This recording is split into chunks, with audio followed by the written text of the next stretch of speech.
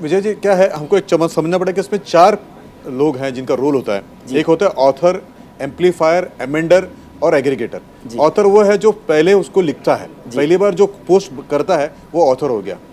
दूसरा एमेंडर वो होता है जो उस पोस्ट के अंदर कुछ ना कुछ एडिट या कुछ चेंजेस करता है। तीसरा होता है एम्पलीफायर जो उसको फॉरवर्ड करता है, वो कुछ बदलाव नहीं करता, जैसे आया उसी को आगे भेज देता है, एम्पलीफाई कर रहा है, बस एम्पलीफाई करता है तो और लोगों को भेज देता है। और चौथा है एग्रीगेटर जो उस प्लेटफॉर्म पे आता है। तो साकला जी की सभी बात सही है, लेकिन उसमें एक जगह पे मेरा उनके साथ में डिसएग्रीमेंट है, और मैं बार बार सरकार में भी कई जगह पे हमारे मित्रों को और हमारे सीनियर्स को बताता रहता हूँ कि ये एग्रीगेटर जो है ये केवल प्लेटफॉर्म, ये एग्रीगेटर नहीं तो ये प्लेटफॉर्म है। अब देखिए ट्विटर चाहता है उसको वो प्रमोट करता है, जिसको चाहता है उसको बैन करता है। ये जो बाय डिस्क्रिप्शन जो आज तक वो करते आ रहा था, ये कोई एग्रीगेटर का काम नहीं है, ये तो प्लेटफॉर्म का काम है। तो उनके रिस्पॉन्सिबिलिटी एज अ पब्लिशर होनी चाहिए, और ये पब्लिशर को जो रहती है, जैसे आपके ऊपर सरकार के कई नियम आते हैं, न्यूज़पेपर पे आते हैं, उसी तरह उनके ऊपर भी सरकार के नियम लागू होने चाहिए कि भाई अगर कुछ आपके इस पे प्लेटफॉर्म पे आएगा तो आप पब्लिशर के नाते आपकी रिस्पॉन्सिबिलिटी होगी। मैं आपको 2 उदाहरण दूंगा। पहला उदाहरण है बांग्लादेश में कुछ मंदिर टूटे और वहाँ पे हिंदुओं के ऊपर अत्याचार हुआ।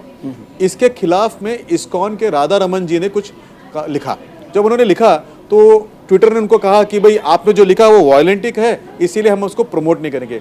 जबकि किसी देश के राष्ट्राध्यक्ष ने ये कहा था कि जो इस्लाम के खिलाफ रहेगा उसको खत्म कर दिया जाए, लेकिन वो कई दिनों तक रहा था, ट्विटर ने उसके ऊपर एक्शन नहीं लिया। जो राधा रमन जी को जो उसके ऊपर थ्रेटन कर रहे थे उनके ऊपर कोई एक्शन नहीं लिया।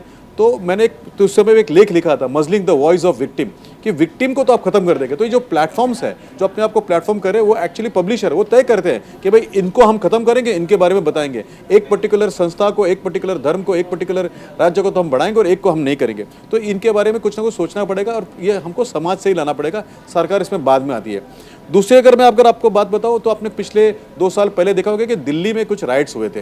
एक खुला चित्र, एक फोटोग्राफ है जो सामान्य साधारण बुद्धि के व्यक्ति को, एक बालक भी बता सकता है कि उसके हाथ पे जो था वो पत्थर था, एक पत्थर लेके वो बंदा मारने की कोशिश कर रहा है। और जिस अल्ट न्यूज़ की बात अभी इन्होंने की, उसी अल्ट न्यूज़ में कि नहीं ये तो पत्थर नहीं था, this was not a stone, it was a wallet, ये पर्स था उसके हाथ में, एक पॉकेट था। यानी इतना गैर जिम्मेदाराना जो लिखते हैं उनके ऊपर कोई ना कोई तो कार्रवाई करनी चाहिए, ना कि केवल उनका पोस्ट हटाया जाए, उनके ऊपर कोई क्रिमिनल लाइबिलिटीज भी आए, इसके बारे में प्रावधान होना चाहिए।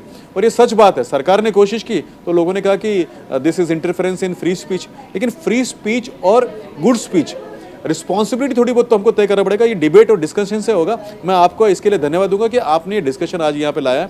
ऐसे डिस्कशन और हो और सरकार की हिम्मत भी फिर बढ़ेगी।